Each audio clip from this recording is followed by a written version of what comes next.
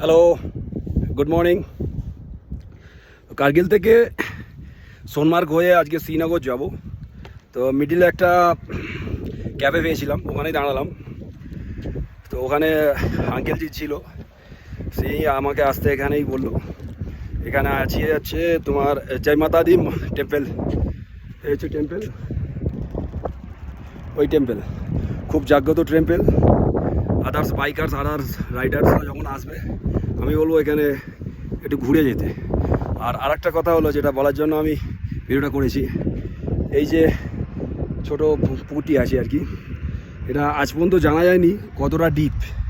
ওই আঙ্কেল আমাকে বললো কতটা ডিপ আছে আজ পর্যন্ত জানা যায়নি। তো ওরা দেখেছিল যে 150 ফুট কিছু একটা ড্রোন হোক, এই ড্রোন বলছি ক্যামেরা হোক, নিচে ফেলেছিল। 150 ফুট গেছে, তারপরেও কোনো ইন্ড হয়নি, মানে এখনও আরও গভীরতা আছে। তো আঙ্কেলজি বললো এই জলটা একটু খেতে মাথায় দিতে, আমি দিলাম। এই সিঁড়ি খুব জাগ্রত মন্দির। আমি মন্দিরটাকে আরেকটু দেখাচ্ছি, তার সঙ্গে চারিদিকে দেখাচ্ছি। আর সেই যে ক্যাফেটা দেখছো, ওখানে আমার বাইক লাগানো আছে। ঠিক আছে, মন্দিরটা দেখাচ্ছি আমি। চলো, পাহাড়ে উঠলেই একটু শ্বাসকষ্টের ব্যাপার থাকে, আমারও হচ্ছে। এই হচ্ছে জয় মাতা দি মন্দির। ওম জয় মাতা দি। ঠিক আছে, জায়গাটা ভালো করে দেখে নাও, আমি ভালো করে দেখেছি।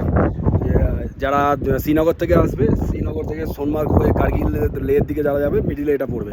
এই জায়গাটার নাম ঠিক যাচ্ছি না, একদম পুরো ফাঁকা জায়গা। ঠিক আছে, তো চলো আগে যাই। খুব ঠান্ডা, আর যা ঠান্ডা হাওয়া দিচ্ছে কি আর বলবো। জয় মাতা দি, জয় মাতা দি।